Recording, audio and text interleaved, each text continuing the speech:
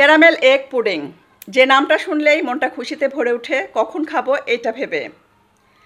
দেখতে যেমন লোভনীয় লাগছে, খেতেও কিন্তু আলহামদুলিল্লাহ অসম্ভব টেস্টি। এই ক্যারামেল পুডিং প্রিপেয়ার করা একদম ইজি, শর্ট টাইমে ইজিভাবে কিন্তু আপনারা এটা প্রিপেয়ার করতে পারবেন। এর জন্য প্রথমে আমাকে ক্যারামেল রেডি করে নিতে হবে। প্যানে দিয়েছি হাফ কাপ চিনি। চুলার ফ্লেমটা মিডিয়াম টু লোতে রেখে কিন্তু কাজটা আমি করব। যখন দেখবেন চিনিতে হালকা কালার চলে এসেছে, সাথে সাথে স্প্যাচুলার সাহায্যে নেড়েচেড়ে ক্যারামেল রেডি করে নিতে হবে। কোনো অবস্থাতে যেন ক্যারামেলটা পুড়ে না যায়। যখন দেখবেন চিনিটা গলে গেছে, কালারটা চেঞ্জ হয়ে গেছে, সাথে সাথেই চুলার ফ্লেমটা লো করে দিবেন। দিয়ে দিচ্ছি বাটার। এই বাটার দেওয়ার ফলে এই পুডিংয়ের টেস্ট এবং ফ্লেভার দুটোই অনেক বেশি রিচ হবে।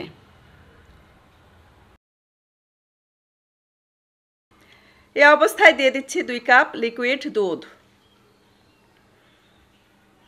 দুধ দেওয়া মাত্রই কিন্তু ক্যারামেলটা জমাট বেঁধে যাবে, এতে ভয় পাবার কিছুই নেই। দুধ যখন গরম হতে থাকবে, সাথে সাথেই ক্যারামেলটা কিন্তু দুধের সাথে মিশে যেতে থাকবে। দেখতেই পাচ্ছেন ক্যারামেল দুধের সাথে মিশে গেছে, কালারটা চেঞ্জ হয়ে গেছে এবং এ অবস্থায় 2-1 মিনিট টক বগে ফুটিয়ে নিলেই কিন্তু আমার এটা রেডি হয়ে যাবে।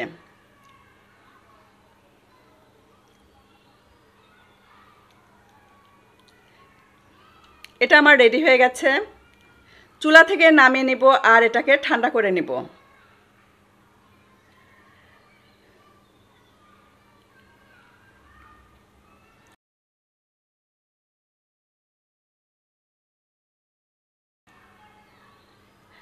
ঠান্ডা অবস্থায় এটা এখন ব্লেন্ডার জাগে দিয়ে দিচ্ছি। এখানে 6টা মুরগির ডিম নিয়েছি, সেটা দিচ্ছি। দিয়ে দিচ্ছি হাফ কাপ গুঁড়া দুধ, ভ্যানিলা এসেন্স, সব কিছু একসাথে খুব সুন্দর করে ব্লেন্ড করে নিব।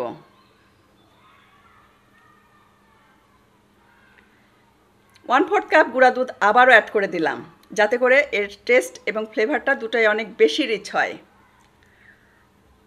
আবারও ব্লেন্ড করে নিচ্ছি। এর ভেতরে কিন্তু চিনি দেওয়ার কোনো দরকার নেই। যেহেতু আমি হালকা মিষ্টি পছন্দ করি, তাই ক্যারামেলের মিষ্টিটাই আমার কাছে যথেষ্ট মনে হয়েছে। ব্লেন্ড করার পর এটা একটা অ্যালুমিনিয়াম বক্সে ঢেলে দিচ্ছি। ঢাকনা দিয়ে ঢেকে এটাকে এখন চুলায় বসিয়ে দিব। অলরেডি কিন্তু চুলায় আমি সসপ্যানে পানি বসিয়ে সেখানে একটা স্ট্যান্ড দিয়ে দিয়েছি। পানিটা গরম হয়ে গেছে, বক্সটা বসিয়ে দিয়েছি। ঢাকনা দিয়ে ঢেকে এটাকে রেখে দিব 30 থেকে 35 মিনিট। 30 থেকে 35 মিনিট পর দেখতেই পাচ্ছেন আমার পুডিংটা কিন্তু রেডি হয়ে গেছে। এটাকে এখন নামিয়ে নিব।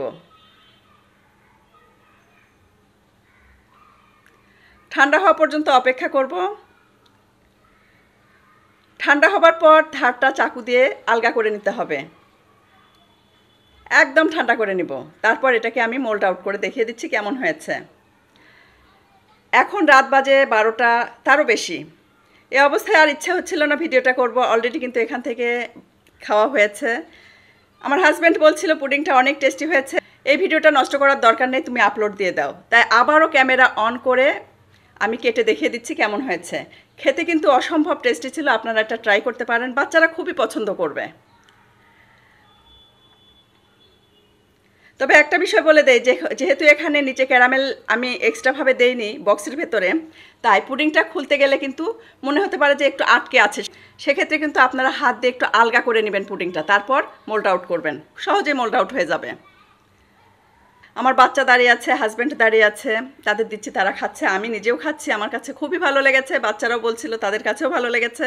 আশা করছি আপনাদের কাছেও খুব ভালো লাগবে। আজকে তাহলে বিদায় নিচ্ছি। সবাই অনেক বেশি ভালো থাকবেন, আমাদের জন্য দোয়া করবেন। আল্লাহ হাফেজ।